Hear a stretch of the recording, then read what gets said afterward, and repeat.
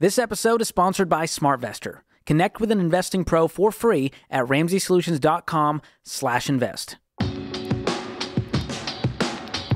You're listening to Ramsey Everyday Millionaires, where we talk investing, retirement, building wealth, and outrageous generosity.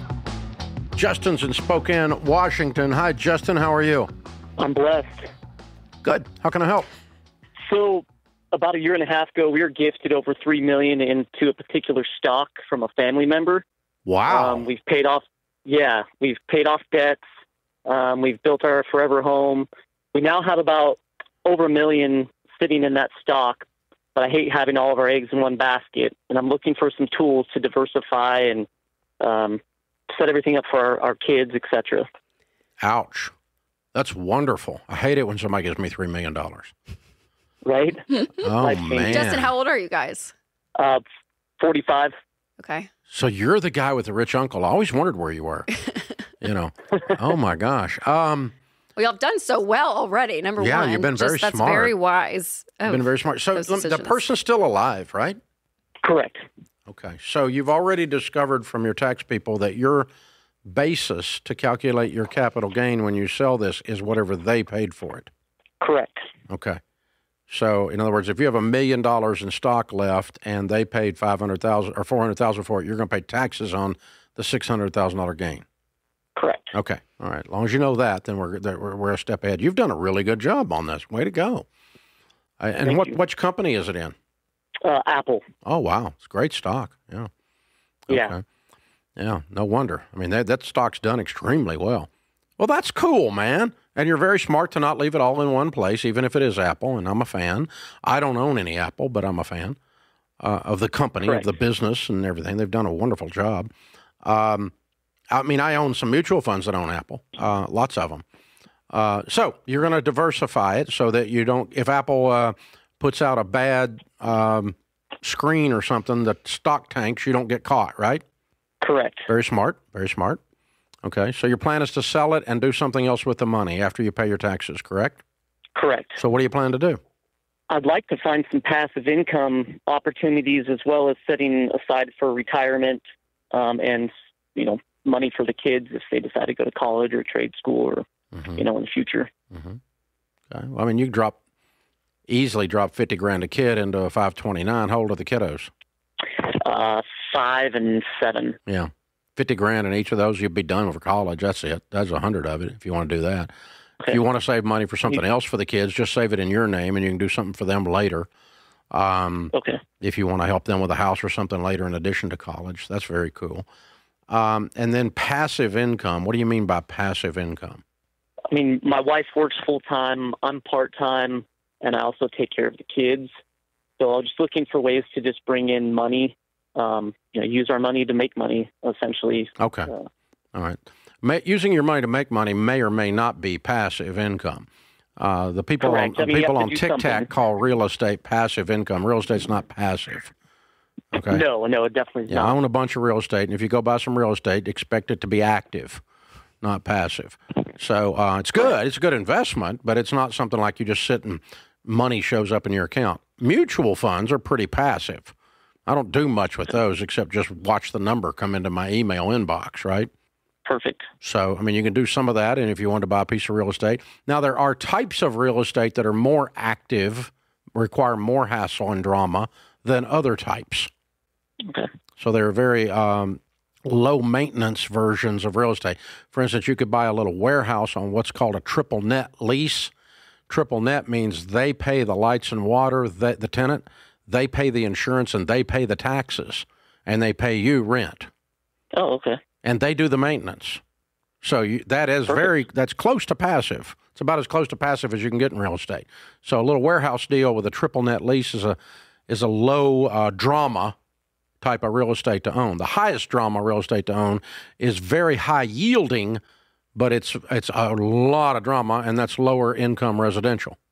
Okay. You make a lot of money on it for the money you put in, but it's a major pain in the butt.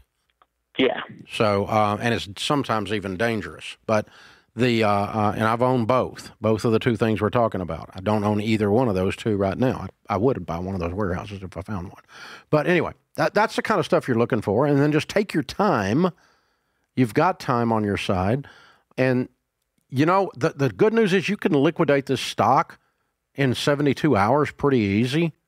So until you decide what you're going to do with it, I'd let it sit there. Correct. Yeah, and that's what we've been doing for the last year and a half. I'm just kind of getting to a point where I'm like, okay, we have all this here. I'm a little worried about, what we can do with it in a smart way, to sustain things, but also how to do something. Rachel's husband, Winston, handles all of our real estate, and he does some real estate for he and Rachel as well. So we're real estate people. We like real estate, but not everybody does. And I buy mutual funds. That's the only two things I do. Okay. And you do whatever you want to do, but those are two things that are long-term, conservative, not fancy. Yeah, and even Justin going and getting, paid for a couple of rentals and, having that's kind of a medium way of going about it. Nice neighborhood. I mean, if you know what you're doing in real estate, I don't know if you are, flipping is great, but you have to have a team. You have to know what you're doing. I mean, it's a learning curve if you don't know already, but there's, I have some friends in that, so they're familiar with it, and that's something that's on my radar, but, once again, not having 100% knowledge on it, it makes it a little more tough to just jump in, and I know there's a lot that goes into that. Yeah, and you could start with something small. I mean, even some stuff, Winston's done. I mean, he got a house for 80,000, I think, down in somewhere Tennessee and put some money in and flipped it. And it was great, but it was the first time of okay, it's not it's testing out the water to see, okay, do we enjoy this? Is this fun?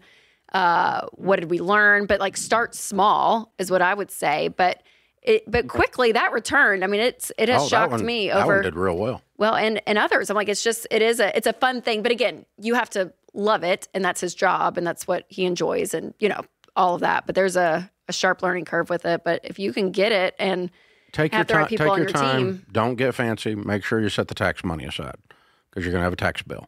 And if you do all that, you've already done so many smart things. I trust you to do more smart things. I think you're going to end up with a $10 or $20 million net worth as a result of this gift. It's not going to be long at all. Very, very well done. Very well handled. Congratulations. Wouldn't it be cool to have an uncle or whoever, he didn't say who it was, family member, just hand you $3 million. And I get what he's saying, where he's like, oh my gosh, we have everything paid for. What do I do now?